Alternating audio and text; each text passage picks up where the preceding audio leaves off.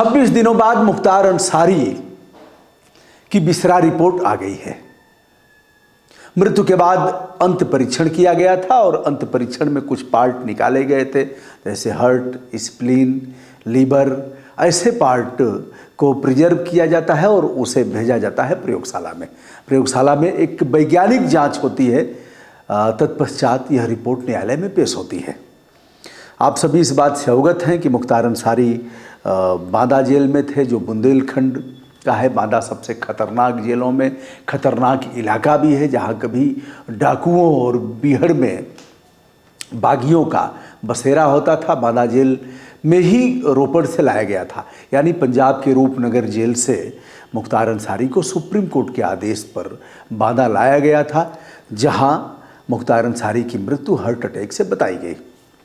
पूरे घटनाक्रम के बारे में यदि फिर से उसका विवेचन किया जाए तो आप इस बात से अवगत हैं कि एमपी एमएलए कोर्ट बाराबंकी में केस चल रहा था। केस तो कई जगह थे, 60 से अधिक बाहुबली मुख्तार अंसारी पर मुकदमे दर्ज थे। कई मुकदमों में मुख्तार अंसारी को सज़ा भी हो गई थी। जैसे अगर गाजीपुर का ही देखा जाए तो गाजीपुर एमपी एमएलए कोर्ट ने मुख्तार अंसारी को 10 साल का सश्रम कारावास दिया था।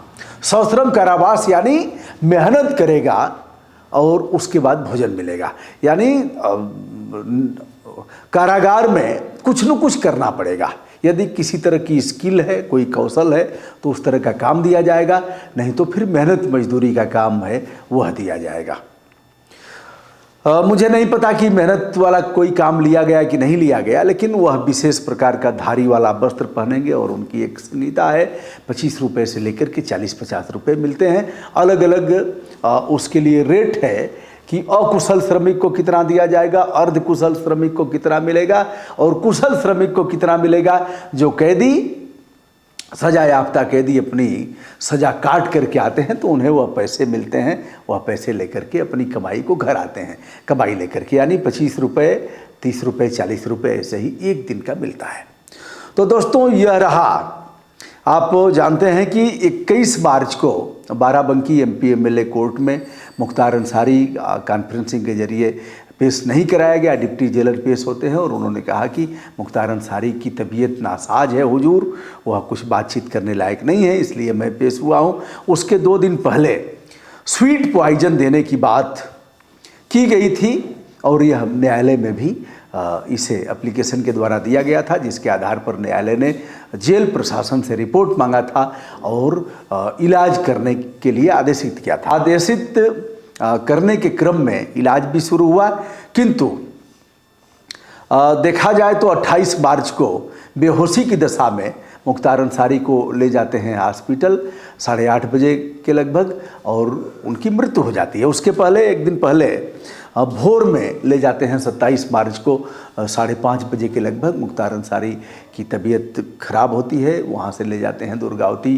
रानी दुर्गावती मेडिकल कॉलेज बांदा में और 14 घंटे तक आईसीयू में रखने के उपरांत मुख्तार अंसारी को स्वस्थ बता करके वहाँ के चिकित्सकों ने छोड़ दिया। हॉस्पिटल जाते हैं बांदा जेल में और अगले दिन फिर ले आया जाता है बेहोशी की हालत में और चिकित्सकों ने उन्हें मृत घोषित कर दिया। 5 सदस्यीय टीम ने पोस्टमार्टम किया और 9 चिकित्सकों ने उनका इलाज किया। 28 मार्च को मृत्यु होती है।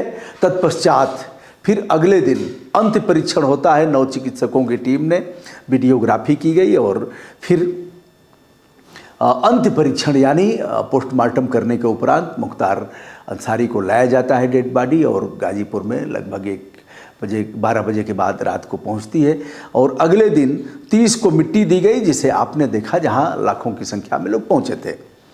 इस मामले में अफजाल अंसारी का यह कहना है कि हमने पहले ही इस बात का खुलासा किया था, भाई ने हमसे बताया था कि हमें स्वीट पॉइजन दिया गया है, हमारे अंग प्रत्यंग काम नहीं कर रहे हैं और उन्होंने इसे कहा था। न्यायालय में भी यह बात गई थी और मुख्तार अंसारी के छोटे बेटे उमर अंसारी की तरफ से सुप्रीम कोर्ट में इस आशय की एक याचिका की गई थी कि हमारे अब्बू को जान का खतरा है, कभी भी उनके साथ कुछ हो सकता है। ऐसे में उन्हें उत्तर प्रदेश से कहीं दूसरे प्रदेश की जेल में डाला जाए और वहीं से कॉन्फ्रेंसिंग के जरिए पेशी कराई जाए। उमर की एक वार्ता भी हुई थी, टेलीफोनिक वार्ता, जिसमें मुख्तार अंसारी द्वारा कहा जा रहा है कि अब हमारे अंग काम नहीं कर रहे हैं, रूह कहाँ रहेगी, और इसे आपने देखा है, बार बार बताने की आवश्यकता नहीं है। उमर अंसारी यह भी कहते हुए देखे जा रहे हैं कि पापा आप जज साहब लोगों से सही बात बताइए, पेश होइए, आप अपनी बात बताइए, आवाज़ ऐसे निकल नहीं पा रही है। बहरहाल इस मामले में अफजाल अंसारी का यह कहना है कि फिर से पोस्टमार्टम हो सकता है और हमारे पास इसके पुख्ता सबूत हैं। मुख्तार अंसारी को किस तरह से स्वीट पॉइजन देकर के मारा गया है। मुख्तार अंसारी का मामला अभी चल ही रहा है, तब तक अरविंद केजरीवाल के बारे में भी कहा जा रहा है। उनके लोग कह रहे हैं, उनकी पार्टी के लोग कह रहे हैं कि केजरीवाल को भी स्वीट पॉइजन जेल में दे दिया गया है, और न रहेगा बांस न बाजेगी बांसुरी। अब चलिए मुख्तार अंसारी के मामले पर ही चलते हैं।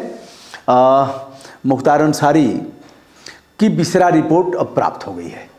जैसा कि प्रारंभिक जांच रिपोर्ट में यह आया था कि किसी भी प्रकार के पॉइजन देने की घटना इस तरह का नहीं पाया गया, और बिसरा रिपोर्ट में भी यह बातें छन करके आई हैं कि किसी प्रकार का कोई जहर नहीं दिया गया है और यह मृत्यु हार्ट अटैक से हुई है। 2 जांचें चल रही हैं, जैसा कि हमने बताया। एक न्यायिक जांच हो रही है जिसमें एसीजीएम मैडम है, वह जांच कर रही हैं। दूसरी जांच है वह मजिस्ट्रेटियल जांच है, जो प्रशासनिक जांच होती है। ऐसे में अब आगे अंसारी परिवार क्या करेगा यह तो अभी नहीं बताया जा सकता, लेकिन यह मामला यहीं तक नहीं रहेगा। जहाँ तक मुझे लग रहा है यह मामला फिर से सुप्रीम कोर्ट जाएगा। यह भी कहा जा रहा है कि मुख्तार अंसारी के अंतिम बयान को मान लिया जाए। वह बार बार, जैसा कि ब्रिजेश और त्रिभुवन जो लोग भी हैं उसरी कांड की घटना में, उनका नाम वह ले रहे थे, बयान नहीं हो पाया, कभी फोर्स नहीं रही, कभी और कोई कारण था, और ऐसे करके उसी एमपी एमएलए कोर्ट में मुख्तार अंसारी को सज़ा जिस एमपी एमएलए कोर्ट ने दिया था, दुर्गेश पांडे की कोर्ट ने, जिस कोर्ट ने अफजाल अंसारी को सज़ा दिया था और उनकी संसद सदस्यता समाप्त हुई थी, उसी कोर्ट में ब्रिजेश सिंह का भी मामला था, त्रिभुवन सिंह और उनके लोगों का। बाद में यह लोग यह बता करके कि अफजाल अंसारी सांसद हैं और उनके 2 भाई 2 भतीजे विधायक हैं, बड़ा प्रभाव है और वहाँ से न्याय मिलने की उम्मीद नहीं है, अतएव वहाँ से मामला स्थानांतरित कर दिया जाए। तो वहाँ से मामला अब हटा लिया गया, उसी कोर्ट से जिस कोर्ट ने सजा दिया था अफजाल अंसारी और मुख्तार अंसारी को। बिसरा रिपोर्ट आ गई है। इस आधार पर फिलहाल यदि देखा जाए तो अंसारी परिवार को कोई न्याय इस परिप्रेक्ष्य में नहीं मिल सकता, क्योंकि मेडिकल रिपोर्ट के आधार पर हार्ट अटैक से ही मौत हुई है। लेकिन अगर मामला उच्च न्यायालय और सर्वोच्च न्यायालय में जाता है तो खेल कहीं कुछ और हो सकता है। इस मामले में जैसा कि हमने बताया, पोस्टमार्टम फिर से होता है। बहुत बार लाशें निकाली गई हैं कब्र से, पोस्टमार्टम हुआ। एक पोस्टमार्टम तो हमने ही कराया है साहब, यह नज़ीर है, ऐसी नज़ीर है 10 महीने बाद सऊदी अरबिया से पार्थिव शरीर रामधीन राजभर का मंगाया गया और उसका पोस्टमार्टम कराया गया। पोस्टमार्टम में कई पार्ट नहीं थे। 10 महीने तक लंबी लड़ाई लड़ने के बाद रामधीन राजभर का पार्थिव शरीर आता है। विदेश में भी पोस्टमार्टम होता है और यहाँ भी। गाजीपुर में पोस्टमार्टम नहीं हुआ, चिकित्सकों ने हाथ खड़ा कर दिया। वाराणसी में पोस्टमार्टम कराया गया।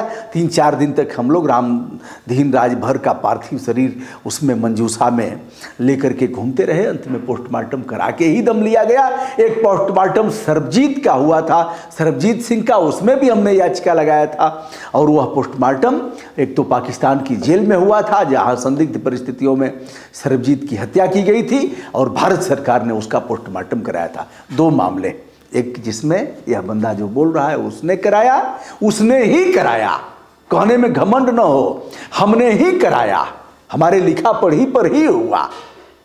और एक मामला भारत सरकार का है सरबजीत के मामले में। क्या मुख्तार अंसारी का पार्थिव शरीर, कब्र से फिर निकलेंगे मुख्तार और होगा पोस्टमार्टम? क्या होगा यह तो समय ही बताएगा। फिलहाल बिसरा रिपोर्ट में कुछ पाया नहीं गया और यह कहा गया, चिकित्सकों की टीम ने यह कहा कि मुख्तार अंसारी की मृत्यु हार्ट अटैक से ही हुई है। दोस्तों, मैं हूं ब्रजभूषण दुबे।